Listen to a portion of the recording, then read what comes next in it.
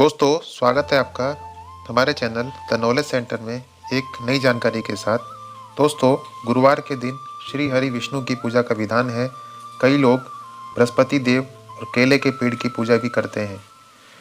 गुरुवार का व्रत बड़ा ही फलदायी माना गया है। बृहस्पति देव को बुद्धि का कारक माना जाता है। साथ ही बृहस्पति देव को भाग्य का ग्रह भी माना गया है। केले के पेड़ को हिंदू धर्म के अनुसार बहुत पवित्र माना जाता है। बृहस्पतिवार के दिन भगवान विष्णु की पूजा होती है। दोस्तों, अग्नि पुराण के अनुसार गुरुवार का व्रत गुरुवार से आरंभ करके लगातार 7 गुरुवार करना चाहिए। इस दिन प्रातःकाल जल्दी उठकर भगवान विष्णु का ध्यान कर व्रत का संकल्प लेना चाहिए। बृहस्पति देव का ध्यान करना चाहिए। इस दिन पीले वस्त्रों, पीले फलों का प्रयोग करना चाहिए। इसके बाद फल फूल पीले वस्त्रों से भगवान बृहस्पति देव और विष्णु जी की पूजा करनी चाहिए। पूजा के बाद कथा सुनने का विधान है। प्रसाद के रूप में केले चढ़ाना शुभ माना गया है।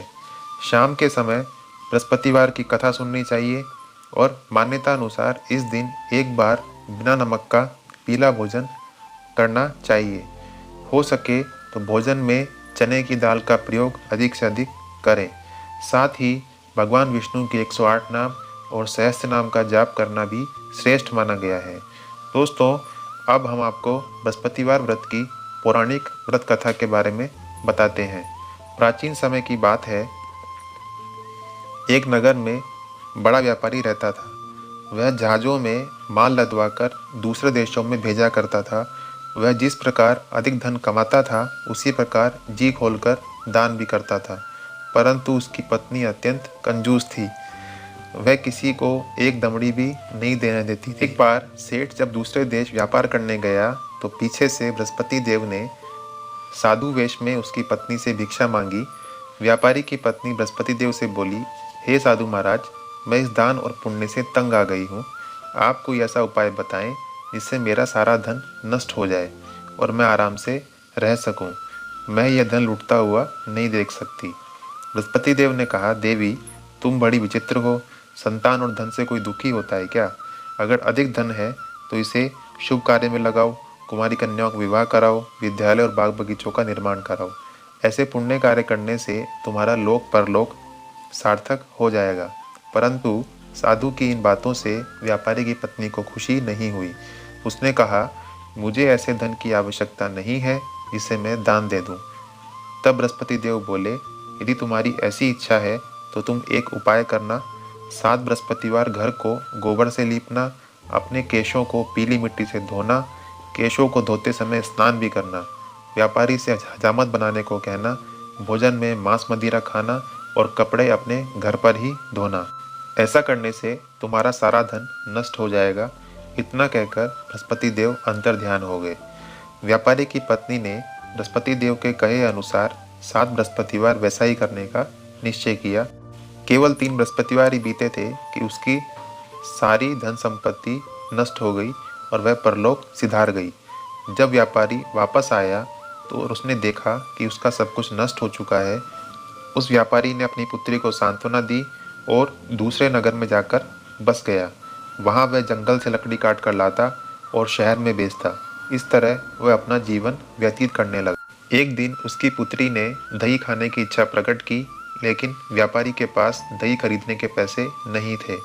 वह अपनी पुत्री को आश्वासन देकर जंगल में लकड़ी काटने चला गया। वहाँ एक वृक्ष के नीचे बैठ अपनी पूर्व दशा पर विचार कर रोने लगा। उस दिन बृहस्पतिवार था। तभी वहाँ बृहस्पति देव साधु के रूप में सेठ के पास आए और बोले, हे मनुष्य, तू इस जंगल में किस चिंता में बैठा है? तब व्यापारी बोला, हे महाराज, आप सब कुछ जानते हैं। इतना कहकर व्यापारी अपनी कहानी सुनाकर रो पड़ा। बृहस्पति देव बोले, देखो बेटा, तुम्हारी पत्नी ने बृहस्पति देव का अपमान किया था, इसी कारण तुम्हारा यह हाल हुआ है।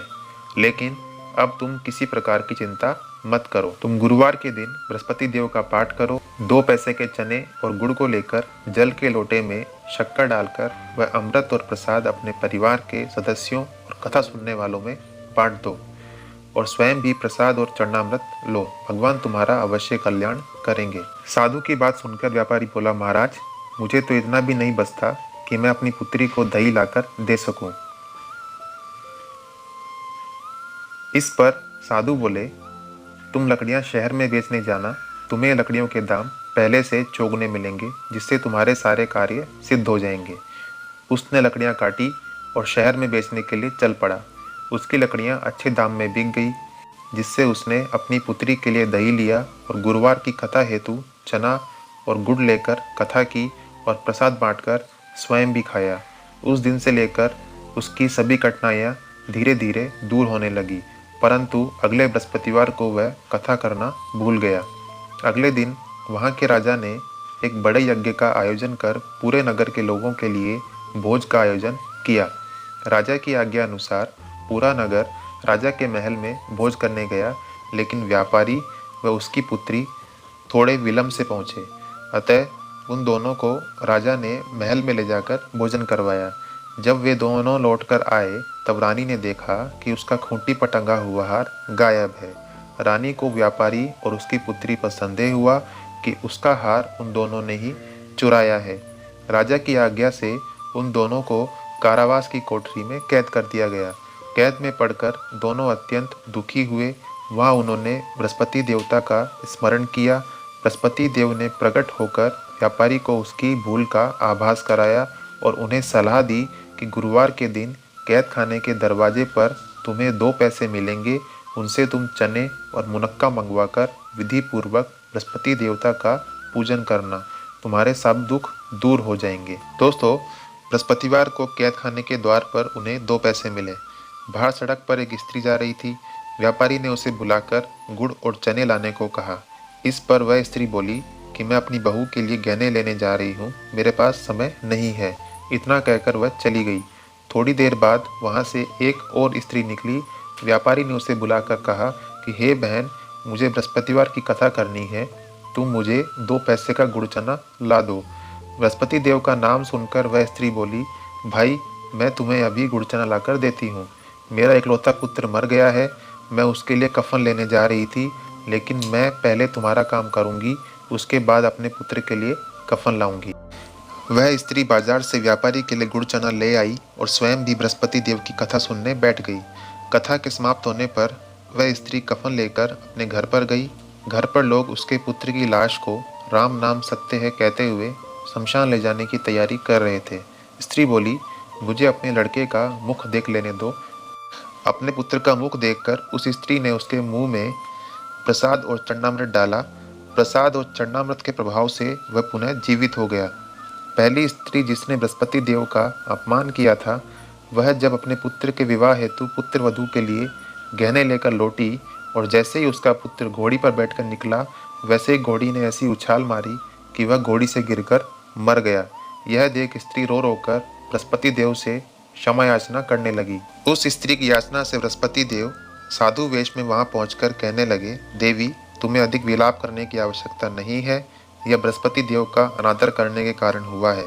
तुम वापस जाकर मेरे भक्त से क्षमा मांगकर कथा सुनो, तब ही तुम्हारी मनोकामना पूर्ण होगी। जेल में जाकर उस स्त्री ने व्यापारी से माफ़ी मांगी और कथा सुनने बैठी। कथा के उपरांत वह प्रसाद और चरणामृत लेकर अपने घर वापस गई। घर आकर उसने चरणामृत अपने मृत पुत्र के मुख में डाला। चरणामृत के प्रभाव से उसका पुत्र भी जीवित हो उठा। उसी रात बृहस्पति देव राजा के सपने में आए और बोले, हे राजन, तूने जिस व्यापारी और उसकी पुत्री को जेल में कैद कर रखा है, वह बिल्कुल निर्दोष है। तुम्हारी रानी का हार वहीं खूंटी पर टंगा है। दिन निकला तो राजा रानी ने हार खूंटी पर लटका हुआ देखा। राजा ने उस व्यापारी और उसकी पुत्री को रिहा कर दिया और उन्हें आधा राज्य देकर उसकी पुत्री का विवाह उच्च कुल में करवाकर दहेज में हीरे जवाहरात भी दिए। दोस्तों, यह व्रत अत्यंत फलदायी है। गुरुवार को व्रत उपवास करके यह कथा पढ़ने या सुनने से बृहस्पति देवता प्रसन्न होते हैं। गुरुवार से व्रत आरंभ करके 7 गुरुवार उपवास करने से बृहस्पति ग्रह की हर पीड़ा से मुक्ति मिलती है। गुरुवार का व्रत पूरे श्रद्धा भाव से करने पर व्यक्ति को गुरु ग्रह के दोष से भी मुक्ति मिलती है तथा गुरु की कृपा प्राप्त होती है। इस दिन व्रत करने से व्यक्ति को सारे सुखों की प्राप्ति होती है।